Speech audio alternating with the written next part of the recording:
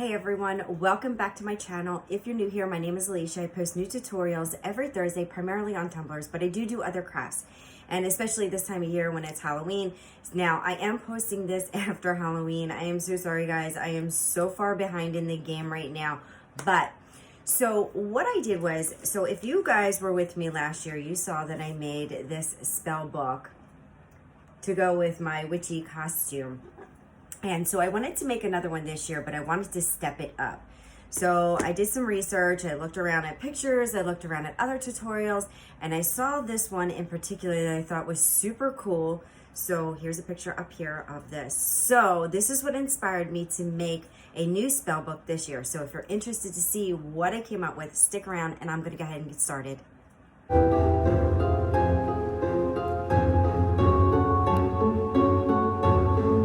Alright guys, so I am using a hardback book to make this, and I purchased this at a thrift store for $2.50. I don't know the size of it. Sorry guys, I did not measure. Alright, so what I'm doing is I'm taking this glass dome piece called a Kubuchan, I think that's how you pronounce it, that I picked up on Amazon, and I traced it, and now I'm going to use my craft knife to cut out the layers but not go all the way through. So I'm going to cut down until I get to the point where it sets in just a bit, but it doesn't go all the way through the book. And so it takes a little while to do this because it's really thick cardboard on this book, and so I have to just slice through the layers little by little.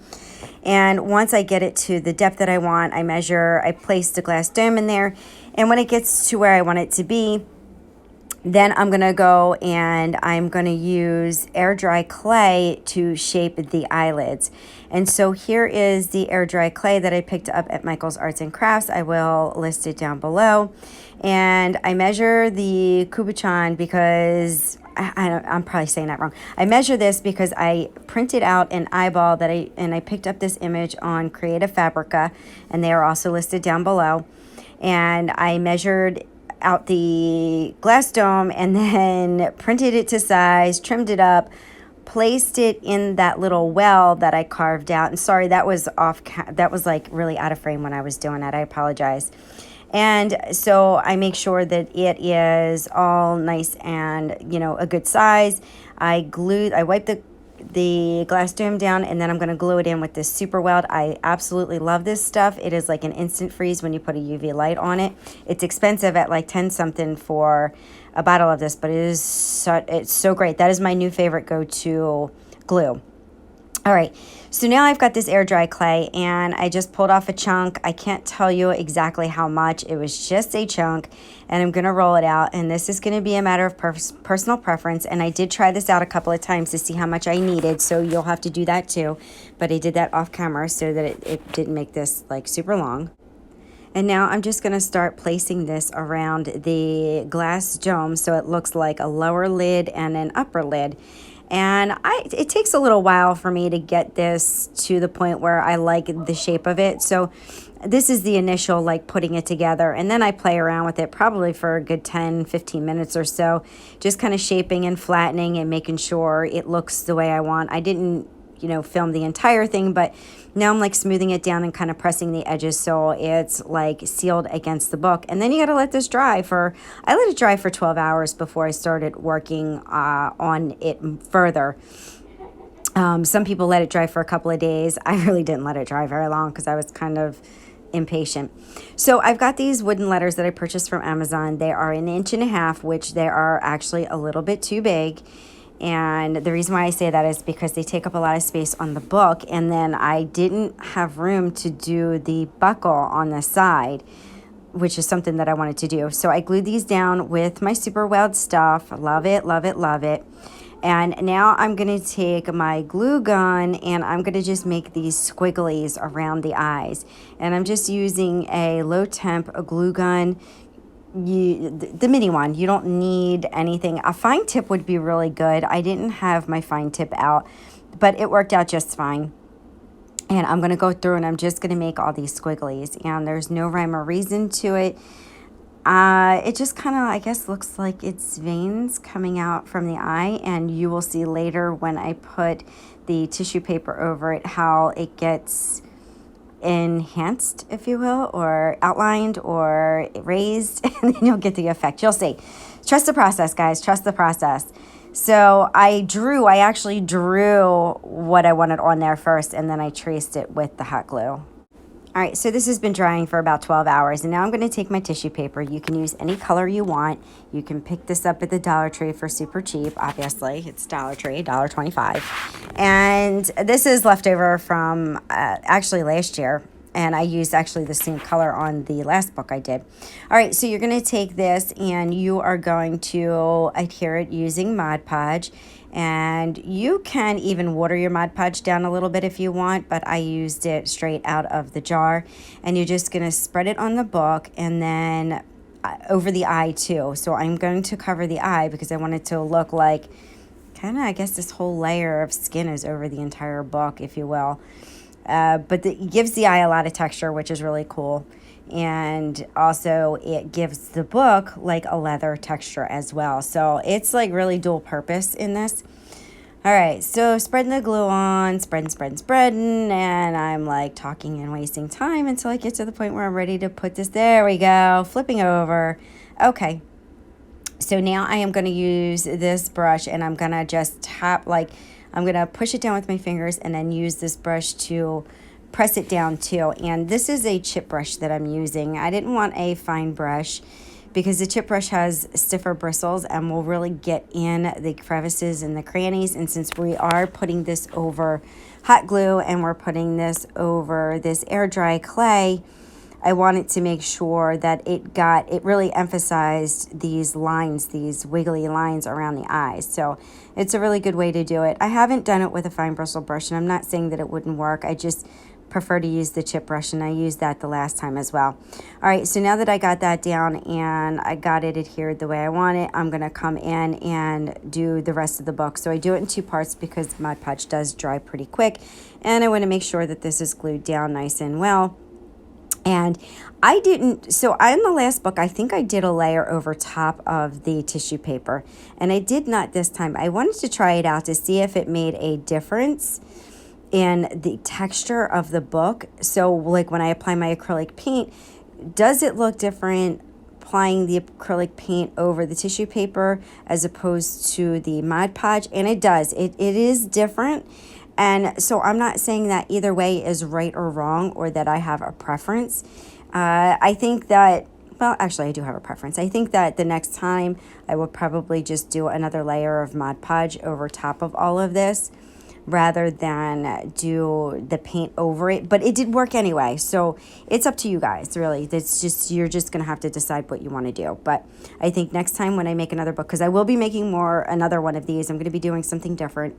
I'm going to be doing a dragon spell book because I have a dragon eye, and so I'm going to do the same thing. So I can't wait to do that book because I'm going to do dragon scales on the outside, and I think it's going to be super cool. And I don't know, maybe I'll do a tutorial on it. I don't know if you guys will really be that interested. Let me know in the comments below if you would be interested in seeing a dragon spell book. All right, so I flip the tissue paper over, and you don't have to do this. You can even do less, or you can just end it at the edge of the book. I prefer to flip it over. I didn't really need to flip it this much, but a little less next time, just because you want to finish those edges too for when the book is closed and make it look, obviously like it's the leather part that's, the binder and wrapped all around. So just going in and doing the same thing, putting my Mod Podge down and folding those corners in so that they're nice and neat and they're not sticking out.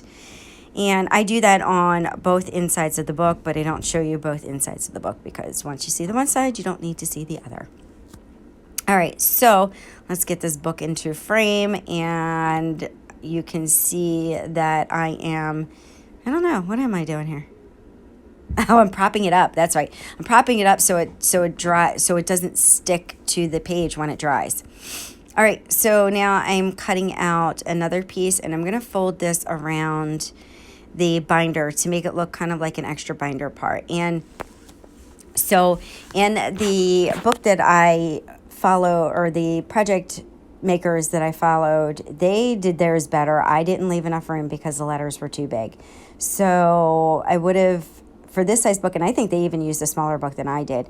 I think they went with like 1-inch letters. I would go with 1-inch letters instead of 1.5-inch so that it's smaller. But so that was kind of my screw up. So I know better for next time when I want to try to, adhere like a leather strap and a clip to it, which I have these clips now and I'm not going to use it. So dragon scale book. Yes, I will definitely on the dragon scale book. Okay, so I am gluing this to the binder and I'm making it look like, I guess, an extra binder piece. I don't even know, but it looks good on the back side, not so much on the front side because there wasn't enough of it. So, I'm going to work with it and do the best that I can. And like I said before, I'm linking their video down below so that you can watch their video so you can see how they did it. But I'm telling you my mistakes so that you don't make the same mistakes. So I glue this down after folding it a couple of times, and I do go over this binder portion with an extra coat of Mod Podge. Make sure that this is sealed down because it is kind of like a couple of layers folded over. And then once I get that all done, I am going to trim those edges that are hanging off. So that's really it as far as that goes, getting that down. I just got to let it dry. So you can see I'm doing the other side too. But because the other side was so kind of short, you don't see it as much. Bummer. But I try to accentuate it anyway when I do those like other pieces later. All right, so I'm cutting those ends off with my scissors and just gluing it down with the Mod Podge. It doesn't have to be perfect. When you paint it, you can go over those white spaces, so it's not a big deal. All right, so let's see, where am I at with this? Checking this out. All right, so everything is drying. I'm ready to use this 1-inch fabric trim stuff, if you will. It's like a twine or something. I don't even know what it is. I'll link it down below. I ordered it from Amazon. It wasn't really expensive, and there's a lot there.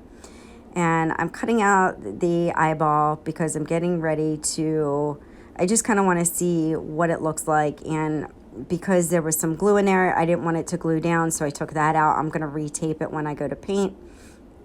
And so now you can see that I'm gluing these pieces down. I did 5 like they did in the video that I was watching.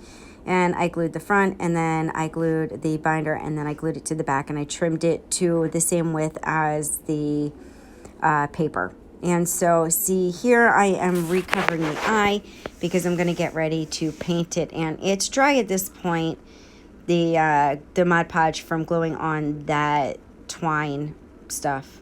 I don't know what it is. Trim stuff or whatever. And so now I'm taping this down so that I can go ahead with my black acrylic paint, and I am going to paint the entire book black. I'm using Folk Art brand acrylic paint. You can use that or Apple Barrel.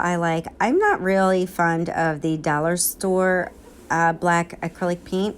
I think it is pretty thin and you have to do 2 layers, but with this I only needed to do 1 layer, so I prefer to use the Apple Barrel or Folk Art, which is not expensive at all. It's like $1 something a bottle, or I don't know. Prices have gone up on everything, so it's less than $2 a bottle. So, and it, a little goes a long way. All right, so I painted that whole book black, the whole front and around the eye. I'm going to do the rest of it off of camera. You don't need to see it. You get the idea. And then I'm going to come in with all these different greens. And so I've got different greens and this brown.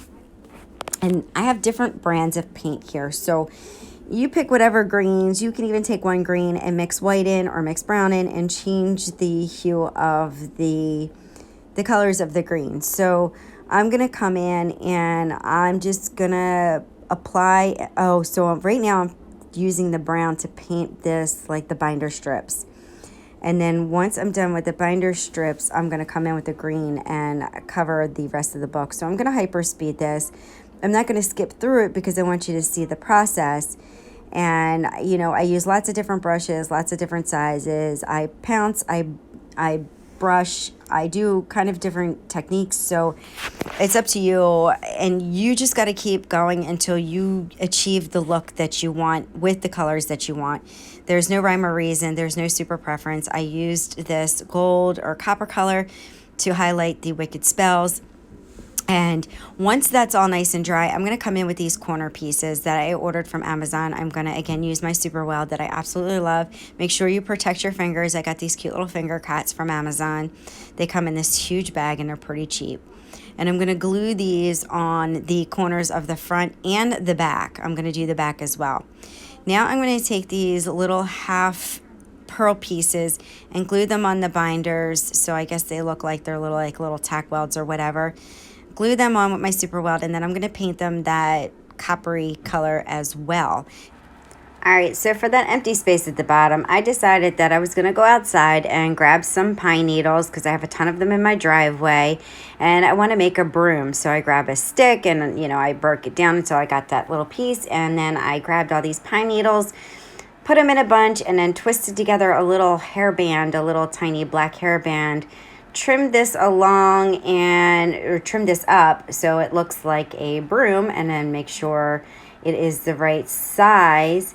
Now, I'm worried about these needles falling apart, in the future. So I think what I'm going to do is I'm going to dip these in polyacrylic so that the polyacrylic will coat it and protect them from further, breakage or withering, or I don't know what, so like if you don't want to brush up against it and it all just like crumbles. So here I am taking my polyacrylic and I put it in a cup, and I'm just going to dip these bristles in, and I'm going to put them aside on a non-stick surface to dry overnight. I do the same with the stick. So I just coat the stick with the polyacrylic. I just put it on my finger and then coat it and let that dry overnight. So while that's drying, and before I wrap it up for the night, I'm just going to come in and I'm going to scrape off that black paint around the eyeball, the glass eyeball. You can just use a craft knife and just do it gently. You don't need to gouge it. It's going to come off nice and easy because it's just a little coat of paint. And it's only like one layer, so it's nice and easy. And I flip the book just to make sure. I want to get like along the lid really well. I don't want to go in and scrape the eye itself. I want to make sure I get all in the center lid part.